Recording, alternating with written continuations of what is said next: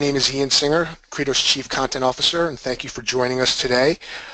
Before we get into the substance of the webcast, a couple housekeeping items. One is everybody on the line, just be aware that this webcast will be recorded, and the recording will be available 24 hours after the webcast, and it will be sent to you via email. So just have some patience. We're going to get it to you, but of course, feel free to reach out to us if you have any problems with that. Also, we will be following up with when the webcast is over, you should expect a survey in your inbox from us, and we would really appreciate you taking the time to answer the very brief questions. And so let's begin. Again, I'm Ian Singer, and on behalf of Credo as well as the Georgia International Conference of Information Literacy, we welcome you. Today we're going to be talking about and hearing from some folks who actually presented at the conference, tips and trends in information literacy, and the conference focuses on sharing research and best methods related to teaching, learning, and assessing essential lifelong learning skills. So we wanted to, as a sponsor, a proud sponsor of this conference, we wanted to extend the conversation for folks who might have missed some key presentations, as well as to let you hear from a past, present, and future attendee what value attendees do get from attending the conference. So today's session will start with some colleagues from the University of Alabama who will be speaking on drinking coffee with undergrads, non-traditional approaches to outreach, reference services, and engagement in an academic library setting. Then we're going to turn quickly to a past, present, future attendee to get some of those valuable tips as to why it makes sense to attend the conference.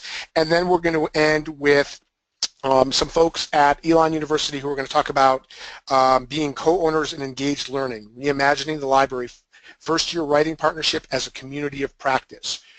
So we will be answering questions at the end of the session. If we can't answer them during the time frame, we will certainly submit the questions to our panelists, and we'll get those back out to you. So now I'm going to turn it over to Carly Johnson, who is the Research and Instructional Librarian at University of Alabama, to lead our first part of the webcast. Carly, over to you. Thank you, Ian, and thank you for everybody attending today, and thank you for having us. We're very excited to be sharing our presentation with you. So as you can see from the title, we're going to be talking about some non-traditional approaches to outreach that we do here at the University of Alabama in Tuscaloosa, also with our colleague Kayla Johnson, who is at UNC Greensboro. We do some really great stuff, and we wanted to share our ideas and help anybody who maybe was wanting some new ideas or struggling. So we're really excited to share this with you today and hope everybody gets a lot out of it. Next slide, please. So here at the University of Alabama, research and instruction librarians pursue outreach opportunities, but we don't have an actual outreach librarian. So we have never spent a great deal of time looking at outreach in a theoretical way. When we were looking at this presentation, we looked around for a few definitions of outreach to kind of get us going. We didn't think that any were perfect, but we did come across one that broke it down into two categories. Events or services offered by the library, and the marketing of library resources, events, or services. Now that covers a lot. But we really don't feel like that those are necessarily separate categories. You're usually marketing your services and people at these events, so there's a lot of overlap.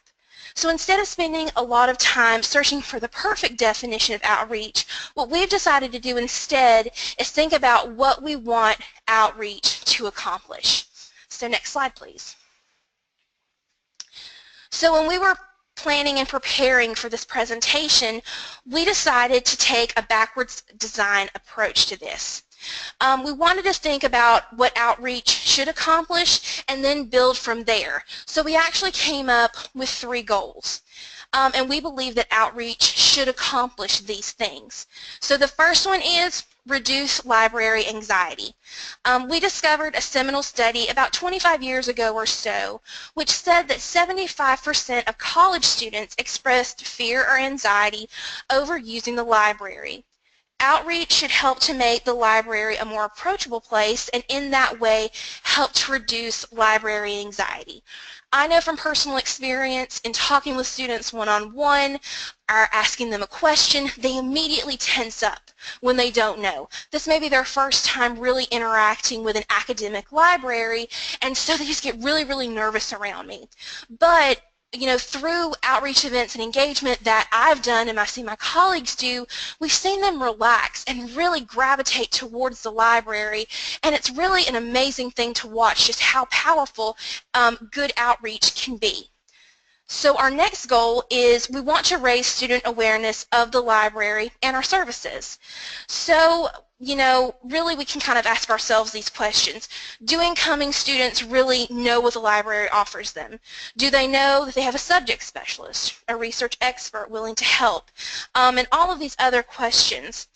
We believe that library outreach should help raise that awareness, because when students are aware of what the library offers them, they actually, it's tied to their success here in college and makes it a much more rewarding experience for them.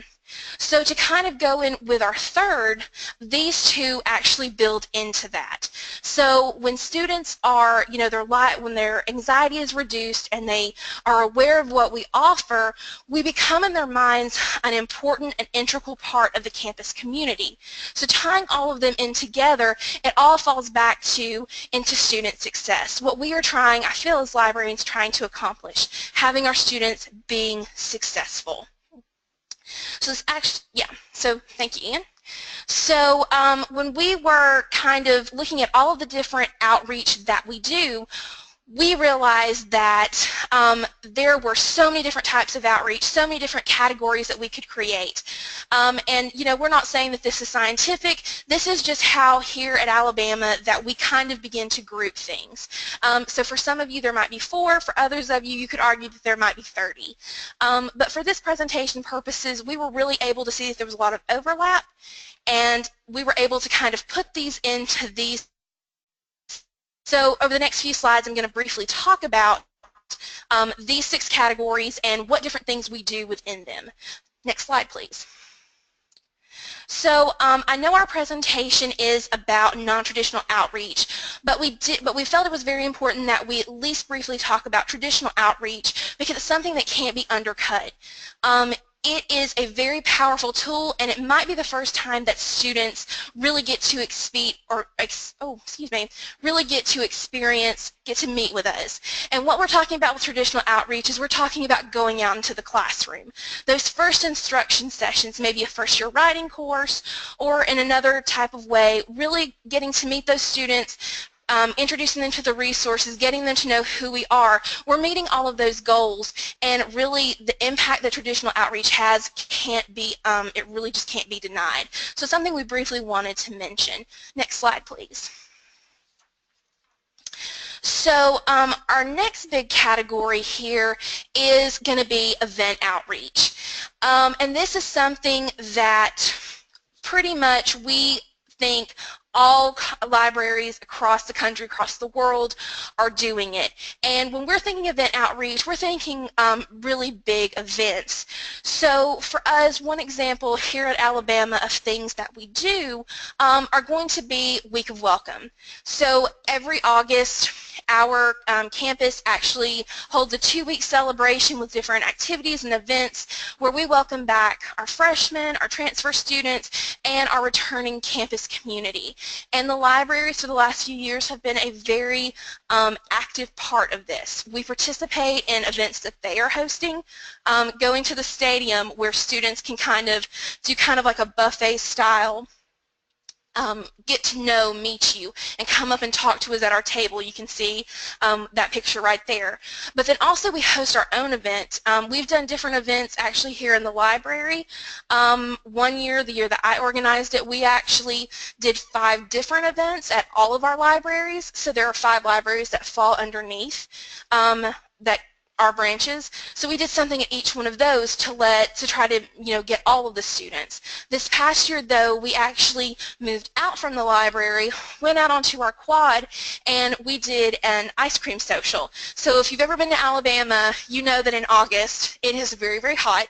It was like about 95 degrees that day, and underneath the tent we talked to students, roughly around 700 students, as they were passing back and forth to class, and we handed out swag, ice cream, popsicles, water, and really made quick but meaningful connections with our students, and they loved it. They were really receptive, and we saw they became aware of us, and they knew who we were. So we made that impact like we wanted to. Next slide please. And so now James is going to talk about targeted outreach. Yes, so targeted outreach is a bit of a misnomer in that pretty much all outreach is targeted. You're not just throwing things out into a vacuum and hoping things stick. But it suits what we're discussing right here. It's kind of drilling down, identifying smaller groups that have distinct and special needs for library services and reaching out to those specific groups and forging relationships with them. At the University of Alabama, there are a large number of different groups, especially because we are a large university, that we have tried or are working with. One of those is athletics. So being the Alabama Crimson Tide, we have a fairly large athletic department and a large number of student athletes who may have special needs. We've tried to reach out and work with athletics before. We haven't necessarily succeeded, and there are a number of reasons for that. But that's something we're continually working on, and I think that's an area where we could make potentially inroads. Student support services, we have a unit that works with non-traditional students, students who may have left and come back, first-generation students, and one of our colleagues, Jennifer Pate, has an excellent program working with student support services. She spends a couple of hours over there every week. The students know she's there, and she's building a great rapport. She's starting to have students come back over time and asking for her. So that's a program that's working particularly well. Alex, who could not be here today, works with the Emerging Scholars Program, which is an interdisciplinary freshman research group. It's voluntary, and they spend the first semester in a class that prepares them for conducting research. In the second semester, they get assigned a class that prepares them for conducting research, and in the second semester, they get assigned a faculty mentor to produce a poster presentation at the end of the year. He does research, consultations, information literacy classes, and helps judge their poster and oral presentations. And that's, I think, something that's going to grow bigger as we start to emphasize research at all levels more and more here at UA. And something that libraries may not think about doing is working with specific student organizations and clubs. Being an alum of the University of Alabama, I was involved with a number of student organizations. But one of the groups that I worked with and was probably a part of is called the Mallet Assembly, which is kind of a non-traditional honors assembly. They are pretty focused on social justice issues and things like that. And they, I'm proud to say, elected me as a member of their board of governors. So as part of that, I wouldn't traditionally have a lot of close working with them, but I go to their dorm meetings sometimes, which are at 10 p.m. on Thursday nights. I go to their events and things like that. So I've been able to build a really close rapport with a number of Malleteers. And I've found that Malleteers just seek me out now if they need help with various projects. So it's rather labor intensive the way I've done it, but I'm seeing really nice dividends in terms of great work with students. Next slide. So, but not just undergrads potentially. So Kayla could not be here today to speak on this a group that she works with, but she is the library liaison to the Middle College, which is a high school located on the campus of UNC Greensboro. They're primarily STEM track students, and UNC Greensboro Library is their library.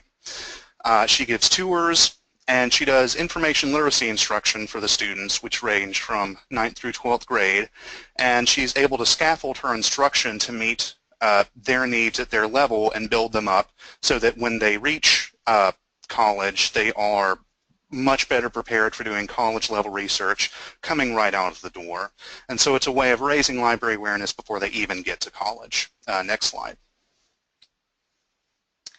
Okay, so now we're going to talk about one of our next categories, which we like to call outpost outreach. And so if you're not sure what we mean by outpost, I will define it for you. It's one of my favorite terms we've come up for this.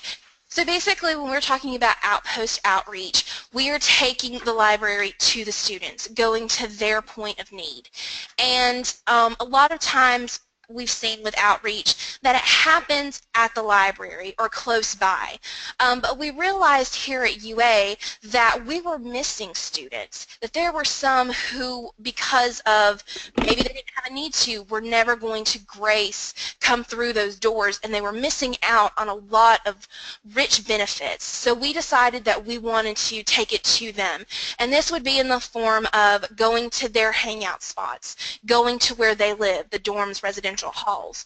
And so this program here at UA, which we kind of overarchingly call Traveling Librarian, has taken many different iterations and forms.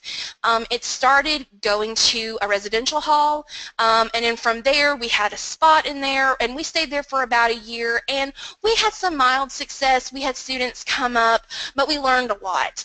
And with outreach, a component, and something that we're not necessarily going to talk about so much, but this idea of marketing, we realized that we really had to really think about, if we were going to do this outpost outreach, of how to market this, to get the word out that we are here, and really let students know where we were. But then as we kind of progressed on, we decided, well, maybe a residential hall wasn't the best place to be. So we moved over and we switched it to our Starbucks here on campus. And we did that for about 3 semesters. And again, we got some good return on it. We had students come up, talk with us, answered research questions, maybe just asked us simple questions like, hey, where's the music library, to I need help with citations. But after that last semester, we kind of wanted to rethink the plan, because we were really wanting to make this program successful within the residential halls. So we decided to be more targeted in how we went about it, and we decided to start working with our honored college residential halls, and so that's where we've been ever since, for probably the last 3 semesters. And so from there, we have had some really great success on that. We offer workshops. We're there once a week, 2 nights a week. So it's something that reaps a lot of benefits, and we really get to work closely with our partners, which is very important when you're doing this, and we also are reaching students that we might not normally reach here in the library. Next slide, please. So personal outreach is something that lots of libraries are doing. This idea of a personal library, you can see here we have a picture of Yale University, who has a really full-blown, robust program. What we're hoping to do, this is kind of a future plan for us, we're doing it kind of on the micro level with small little pockets where we're really investing into students and getting to know their research and trying to be a more personal librarian to them and focus on them. We're hoping to kind of maybe expand this in the future, but right now with our size it makes it a little bit difficult to do it, but this is one of our future far-reaching goals. Next slide, please. So our last category is kind of our grab-all, non-traditional services outreach. And this can truly be anything from service dogs to innovative research help and services. What we've seen normally is that they might be a little smaller in size. They're normally not that expensive to do. Sometimes they could be just kind of like a one-shot type deal, or maybe annually, something like that. But they're very effective of helping reduce the anxiety, helping students aware of who we are, our resources, where we're at, and again, helping us build and be a part of that community aspect of it. And so it's really kind of cool how we do it here. On the next few slides, we actually have some examples of things that we do. Yeah, so right here, one example, this actually happens at UNC Greensboro. This is house calls. And what they do, it's not just the libraries, but it's faculty-wide volunteers, and they do it once students have moved into their residential halls. Faculty volunteer, go meet the students where they live, bring them goodie bags, things like that, and really help and get to know them. Lots of librarians there have participated in it, and again, it's just another easy way for librarians to do outreach and meet the students who they are going to serve and work with. Next slide, please. Another initiative is potentially doing a voter registration drive. I know this is something they do at UNC Greensboro. This is something that I've done before when I was a director at my previous institution. When we celebrated Constitution Day on campus, which they put me in charge of, I had, for example, League of Women Voters come in and register students. And it brought the students into the library. We had a large number of students register, and it got them really excited about the library's involvement in the Constitution and voting and important things like that. Next slide. So therapy dogs, they are a great and easy way to bring in, and especially during finals, reduce students' anxiety. They do this really well at UNC Greensboro. It's very effective, and it's just a wonderful thing. Also, who doesn't love a puppy? They're amazing. Next slide, please. So this is something that we both do, UNC Greensboro and here at Tuscaloosa. We do coloring tables. This is really well. I've seen students really get into the coloring, work out their stress. We really do it during finals time, maybe at midterms, and it really helps them work out any stress or frustration that they might have. Also, as you can see in the UA Tuscaloosa picture, it's also a way for us to maybe kind of promote one of our resources to our student, Flipster. Flipster has coloring pages in it. That's where we actually got them. So with that, this is how we do outreach and everything else. So now I'm going to turn it back over, and if anyone has any questions, please let us know. Thank y'all. That was great, Carly and James. It was it's interesting to see such a diverse, what I would call, forward strategy, and I know that a lot of those same type of outreach programs are being deployed at public libraries as well. So we'll answer some questions a little later. So now, before we turn it over to Karen, we're going to launch our first poll. And we'll give some folks time to vote. It's happening pretty quickly. Wow. Okay. Okay. Well, that being the case, I'm really happy that we're giving this presentation. Overwhelmingly, most of you who are on this webcast have not attended the conference, so the Conference on Information Literacy. So this is great, and this is why we've asked Karen to join. Karen's Library Director at Williamsburg Technical College, and the title of her presentation, which is going to be a Q&A, is apt, the attendee experience or the experienced attendees.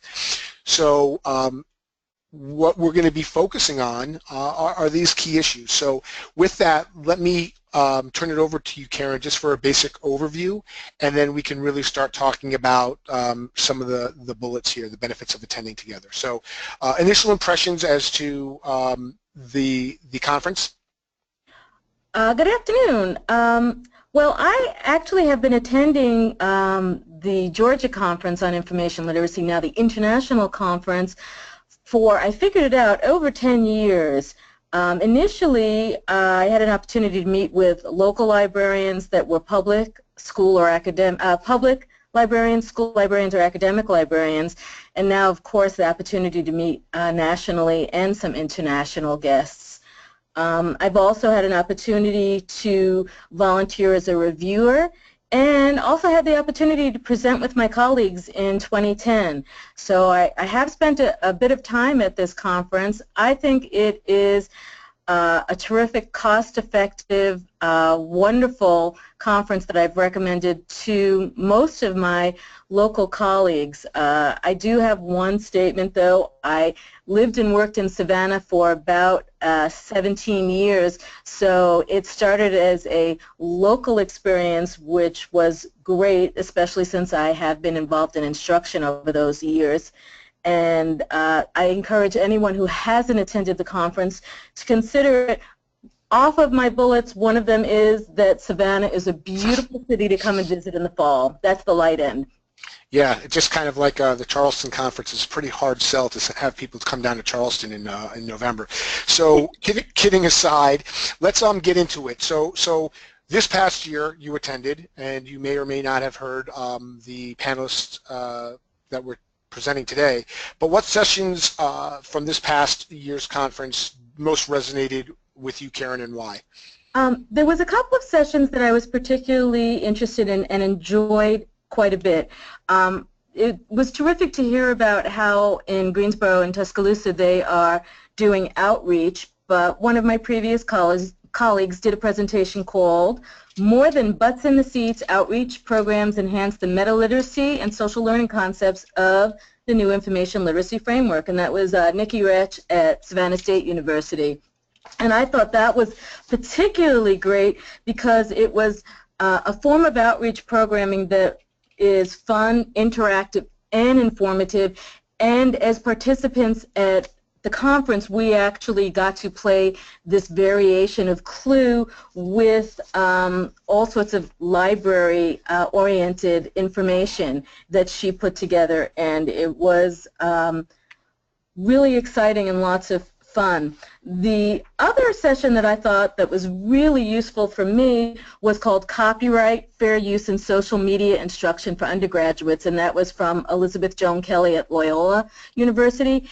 And I am so glad that that information was put into the archives of the conference because I am taking advantage of all of those slides in her slideshow because I'm not super confident about my copyright abilities, and the fact that there was explanations for quite a few things and resources to travel to look for information.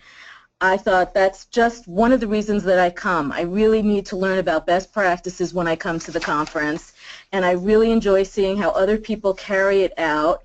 And also, in addition to learning at the best practices, we get feedback from the presenters about how they're assessing the work they do and their plans for the future. So it's kind of a living experience. It's not just someone reading a research paper. The opportunity to meet with librarians is terrific. For me, it was great because it was a local event, and now I'm not in Savannah any longer, so I travel to come to this event, and I find that people are very generous. Librarians are the most generous in sharing information.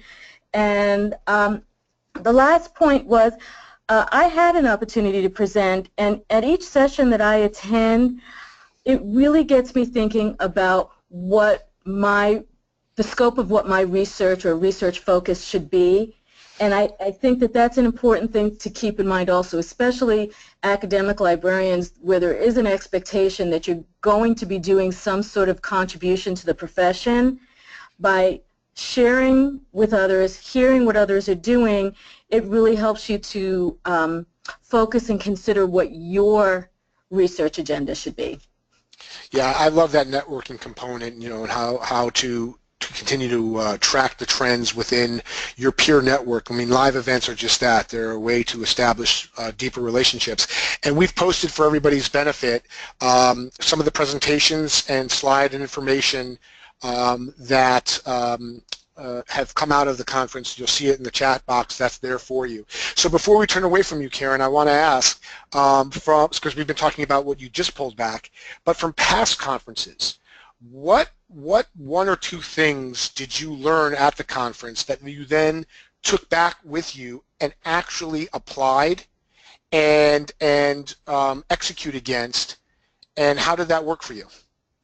I think one of the most valuable elements of attending past sessions, past conferences, was to learn what other institutions were doing with assessment. Assessment has grown tremendously in the last number of years in higher education, and on my local campuses, I had been doing some things but never quite sure that I was doing enough.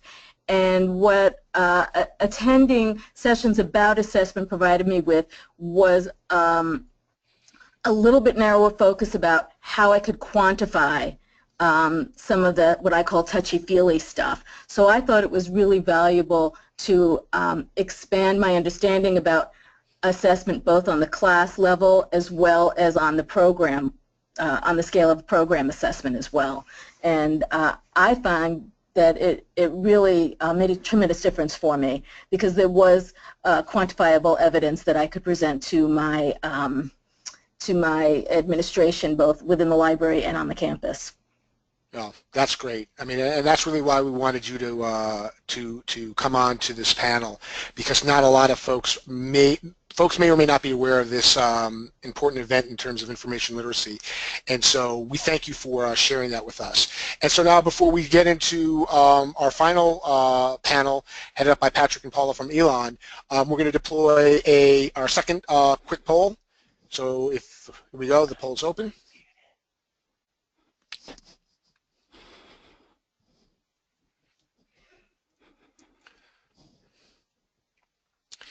And we're zipping right along.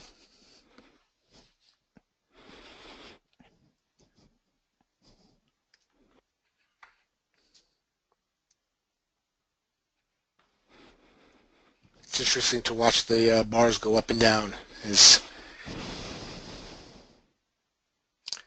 All right, it's not quite 100% answered yet, but in the interest of time, Kate, why don't you, oh, here we go, one more minute. Oh.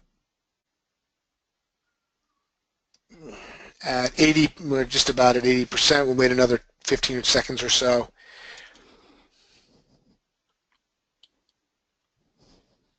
But it looks like overwhelmingly most folks are presently designing IL instruction materials at your schools. So good for you. Hopefully you'll learn some more tips and trades as we move now to the final presentation, turning this over to Patrick Rudd and Paula Patch, who are, they'll quickly introduce themselves, but they're both from Elon University. Patrick, over to you. Thank you, and thank you for joining us to discuss and for us to share about the community of practice that we have formed at Elon between librarians and first-year writers. My name is Patrick Rudd. I'm the coordinator of library and instruction and outreach at Elon, and I'm joined by my colleague Paula Patch. Hi everyone, my name is Paula Patch, and I'm the coordinator of our first-year writing program at Elon, which is housed in our English department. And the opening slide, we have a MOCA here just to emphasize something we've discovered with the collaboration and relationship building across campus is the importance of coffee and food and the time to get together and to discuss things to do and how to proceed. Hey Patrick, before you get into this, I'm not sure if folks can see your screen. Okay.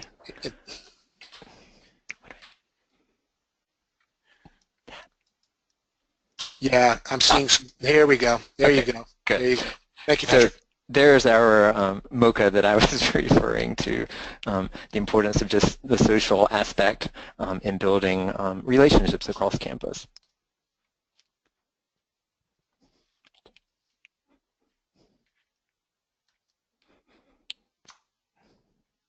Hold on, we're having a little bit of a technical issue with our slides. If you want me to take it over, I can certainly do that. Oh, here we go. Yep, we got it. Thank you. Okay, Sorry about that. No problem. So just to give you a little context about the university, on the top left picture is our library. On the top right is the building that houses the first year writing program. And of course, the bottom image captures graduation, the goal for all of us, but certainly Paula and I most concerned that our graduates are skilled researchers and writers. Elon has about 5,900 undergrads, and of that number, 1,500 around 1,500 first-year students, and that's most relevant for our discussion this afternoon. Really everything that we do at Elon is informed by George Koo's high-impact teaching and learning practices. And the two most relevant for the work that Paula and I do is the emphasis on first-year experiences and writing in the disciplines. So just some questions that we would encourage you to consider this afternoon as we think about collaborations across campus. So we are going to be talking to you about the partnership that we have and how we believe that this partnership actually is a more formal community and is a community of practice. But what we'd like for you to think about as we continue to talk during our presentation are these three questions that you can see on your screen. First of all, who are your partners on campus? Both current, who are you currently working with, and who are some potential partners?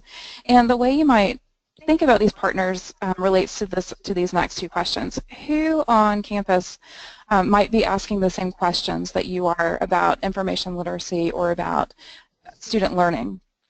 And who is teaching for similar outcomes in those areas? We'll come back to those questions later as we talk a little bit more, but we know that these are the questions that we began with when we started our own partnership. So this is an image of Paula and myself at the Virginia Innovative Library Classroom Conference last May when part of our collaboration that we're particularly enjoying is being able to share about it as widely as possible. I became the coordinator of library instruction and outreach in late 2012, and if I looked at the library instruction we were doing at the time, it was really more training and service providing. And then what Paula and I have really tried to do is to move in the direction of collaboration and co-teaching. And when I became the coordinator, Paula began to invite me to the writing faculty workshops that they were doing. And I remember one of the first ones I went to, as they were talking about their assignments, they continued to quote from and reflect on research from library journals, and I had this moment of revelation that, you know, like, they're using our stuff, we should be at this table. And we've continued to develop new models as we've deepened the collaboration. And there was also a moment last year that I realized what we really were doing was co-teaching, and there seemed in the classroom to be a real balance of power. As a librarian, I did not feel like an adjunct part of the class, but embedded in creating the assignment as well as teaching the material. So my trajectory mirrors Patrick's to a great extent. About the same time Patrick was becoming the coordinator of library instruction and outreach, I was becoming the coordinator of our first-year writing program, which includes an emphasis historically on researched writing, and even more currently we've increased our focus or emphasis on teaching inquiry in the classroom. When I became the coordinator, I inherited a program that had lower assessment results for information literacy despite all kinds of different interventions on the part of both faculty and our library staff. So I was curious about what could be leading to those lower numbers and if there was anything we could do to improve our students' literacy. We also had a program where the faculty had a low interest in the current iteration of our library instruction. We had the traditional library instruction that was kind of a one-shot deal. Once you saw it one time, especially as faculty members, you could do it yourself and you could deploy it in your classroom. And so a lot of our faculty had started innovating in the instruction they were giving students about doing research and working with the information they were finding. They were doing that in their own classrooms. And so we really wanted to get back into the space in the library and with our librarians. So when Patrick became the coordinator and I started looking into these questions, we found that we had an opportunity to create a new kind of instruction, and we also had an opportunity to include the librarians, as Patrick said, in the faculty development opportunities that were already available to our first-year writing faculty, especially those opportunities where we were talking about library research and instruction. So I'm not going to spend much time actually talking about the model because what we're really dealing with this afternoon is more of the collaboration, but to give you a bit of a concept, obviously meeting with the teaching faculty member to design assignments that will work with the outcomes that they're wanting to achieve, and that generally involves some kind of flipped work before they come to the library that the librarians here analyze to determine, where the student's starting from, where's the beginning point of their understanding of research and research skills. And then during the class, we really use just a simple Google Doc that we create as a research log where students are documenting the sources that they are finding, and the teaching faculty and librarians engage one-on-one as well as with the whole class as they're working through the research log. So assessing the impact of our new way of doing library instruction has initially been left to our separate domains. So as Patrick mentioned, we use a Google Doc where we're able to assess in real time what the students are doing. So what they're understanding, how they're putting what they're learning immediately into practice, and things like that. And we use that information when we can to make immediate adjustments to our assignments or to the activities and to some of the conversations that we're having with students. In addition, Patrick surveys faculty at the end of each semester, and I include information literacy and program assessment. So what you can see on this screen is information about our program assessment over the years. We began talking in 2012 and 2013, so you can see that right there in the middle of our chart. And then you see how our information literacy numbers have grown since intervening in this way, since working together and since revising the library instruction to include more input from both faculty and librarians, and also to be able to see how the students are performing so that we can make adjustments either right in the moment in the library instruction workshop or later in our classes. So what I have noticed by looking at the information you see in front of you and other bits of information I've collected is that after continuing a slow but steady decline over several years, the average for our program outcome related to information literacy actually increased. And we think that this renewed involvement with our library faculty to collaborate on teaching for information literacy is part of that increase. What we also found is that in 2012 and 2013, so again that year just prior to our intervention and when we were creating it, just a little over 50% of the sections of our first year writing course, and we offer 71 sections per year, so just slightly more than 50% of those sections had actually included a library instruction session with a librarian in the room and helping coordinate that session. In 2014 and 15, 99% of our faculty had scheduled at least one instruction session, and what we're finding is that not only are more faculty scheduling one session, but we're seeing more faculty schedule more than one library session. Again, our intervention is very closely tied to the assignment that the students are working on at the time, and so you can imagine that as we ask for multiple assignments to include some form of research writing, that it makes sense for students to return to the library as a class to work on different assignments where they have different research needs. In addition, we think that our assessment numbers have increased because we've been inviting our librarians to participate in our faculty development workshops and other events. So not only is it our faculty motivated to go to the librarians and to the library with their classes, but this collaboration with our library faculty, as we like to call them now, is an expectation and has become part of a culture of our writing program. Hey, Paul, I don't mean to interrupt. What Sure. What do those numbers mean? So those numbers, so what you can see is we actually look at, we measure our information literacy skills, and this is a general question about information literacy that asks if students are able to find, evaluate, incorporate, and incorporate information from library sources. That's it in a nutshell. It's actually a much more beautiful statement.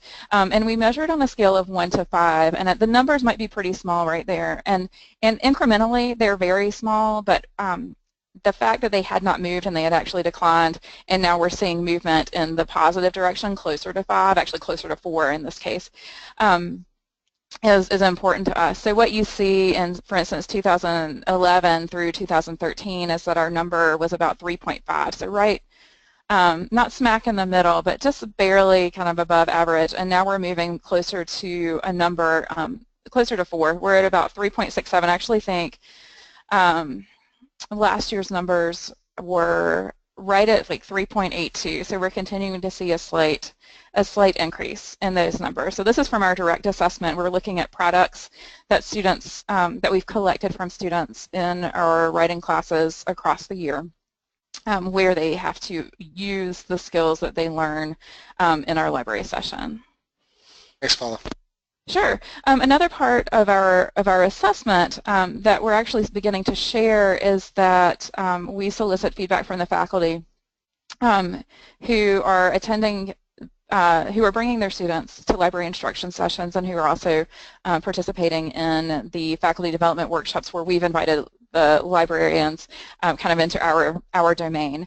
And so what you can see on the screen, and I'm not going to spend the time reading through these, but is some of the comments that we're getting, some of the feedback we're getting from faculty on the community aspect of the library instruction. And you'll see that they refer to how this is playing out as collaborative, as coaching, as students getting one-on-one support, and in some cases students are getting one-on-one time with as many as 3 different experts in the room, depending on how many librarians are there. So if there are 2 librarians and 1 faculty, we've got 3 people who can just rotate around the room and provide feedback and expertise and coaching, as they say.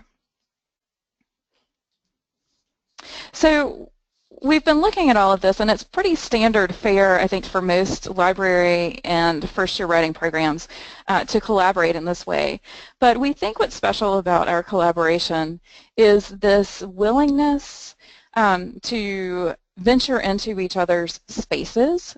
For instance, the classroom as a space and the faculty development as a space, as well as a few other things, such as sharing questions, sharing concerns, and having a set of shared values. And so as we talked about this, we also happened to be in a session at a local conference where Etienne Wenger talked about communities of practice. And communities of practice are formed by people who engage in a process of collective learning in a shared domain of human endeavor. So Wenger uses examples such as a tribe learning to survive, a group of engineers working on similar problems, a network of surgeons exploring novel techniques. Patrick and I looked at each other and we said, you know, I think we've got this community of practice thing going on here as writing and library faculty who help students access, evaluate, manage, and learn from academic information.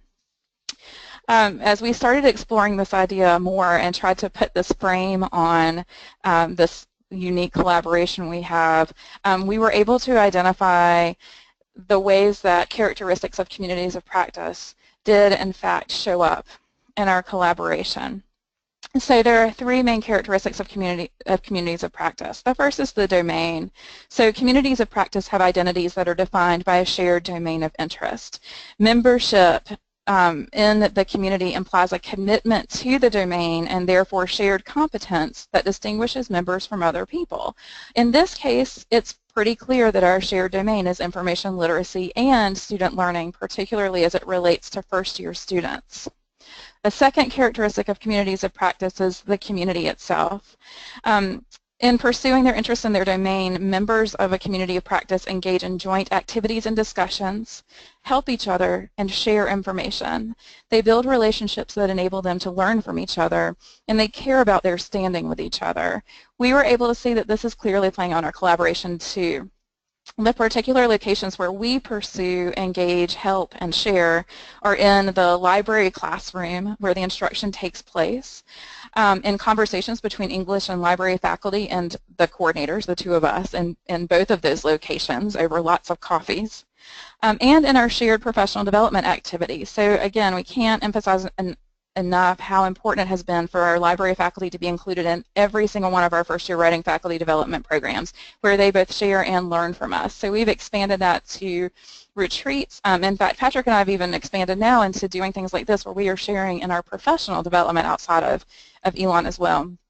One thing we noticed right away once we began engaging in shared professional development was that we also share another space, which is a shared repertoire. We found the overlaps in our disciplinary knowledge. We learned that we are speaking the same language, accessing some of the same material, and asking many of the same questions. And all of this leads finally to the third characteristic of communities of practice, which is in fact the shared practice. Members of these communities are practitioners who develop a shared repertoire of resources, experience, stories, tools, ways of addressing recurring problems. In short, again, a shared practice. This takes time and sustained interaction. We are all teachers in this endeavor. This may seem obvious, but it has taken a long time for our library faculty to be seen as more than adjunct to the academic classes they support. The library faculty also have a lot to teach the classroom teachers, so the writing faculty, about how students go about doing the work we assign them. They see students at different times, and they interact with them in very different ways as they proceed through the research and inquiry process. The classroom teachers, or our writing faculty, in turn share approaches to assignments and offer various ways of going about this research process that the library staff may be able to use when they see these students in these different times.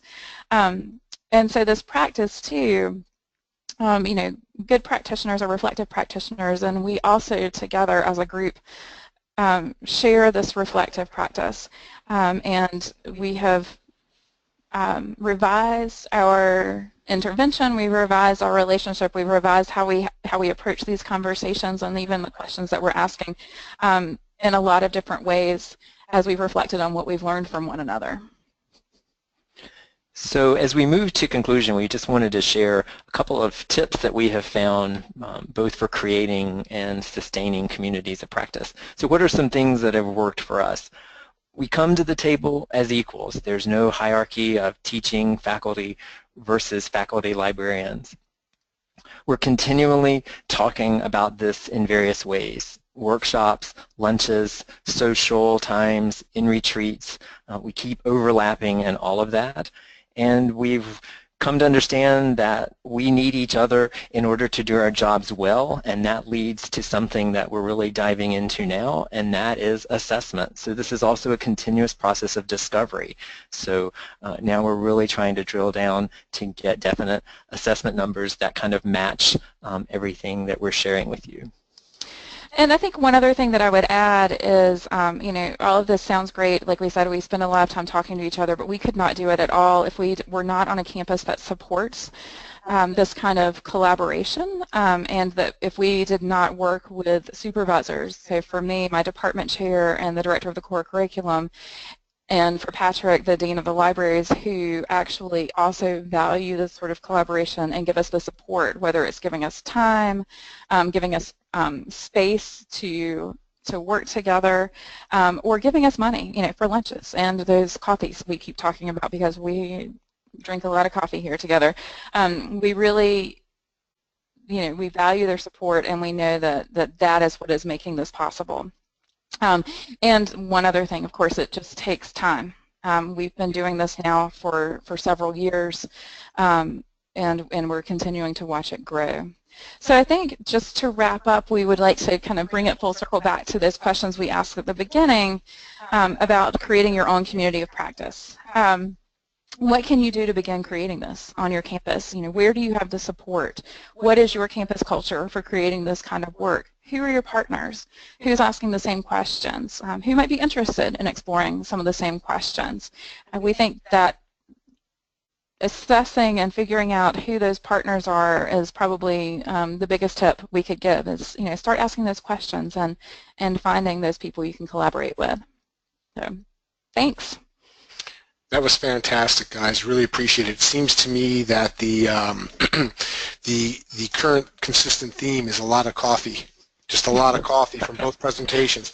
Maybe that's the hidden gem. But kidding aside, you know, I think that the challenges of faculty engagement, you know, clearly how you guys have succeeded is really why you are succeeding. It's that common but constant effort in identifying partners for student success, not faculty success, student success. That's really why we're all here. So quick question while we still have some time for Carly. Carly, if you're still with us. The question is, do you have some outreach suggestions for online and off-campus students? That's a good question. That is an excellent question, and honestly, it's something that we struggle with here at UA as well. But one of the things that I think what we've done is we've worked really closely with our distance education librarian, and she has been really instrumental in trying to reach out. She created one thing, and this may not be helpful anyways, but her LibGuide. She actually makes sure that our College of Continuing Study, that is embedded in every single blackboard. That's what we use here, every single blackboard.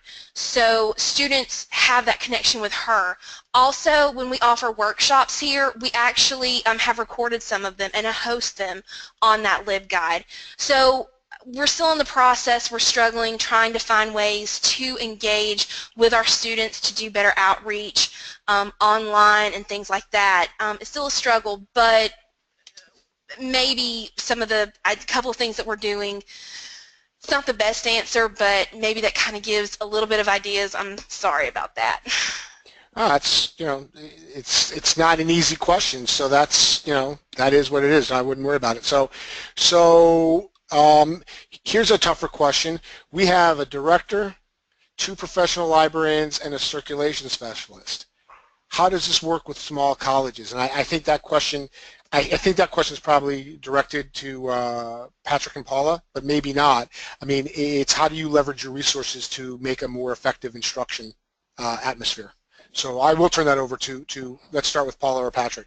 So part of what was going on at the time we began this collaboration was really looking at the way we do things in the library, and we radically changed even what the library looks like. So we did away with the traditional reference desk, spending a lot of time at that desk. We have a relatively small staff, about 26 librarians and staff. Of that, I think we have 12 librarians, but now everyone works at the service desk. So it freed us up to have time to do this work and time for librarians to collaborate together in classes. Paula mentioned sometimes we have as many as 2 librarians working with a class, but really to do the outreach work, getting out of this building, making connections, we had to kind of look at the model and I think brought it up to date and to let go of some of the things we were doing to try some new things. That's a good answer. And I think what, go ahead. Oh, sorry.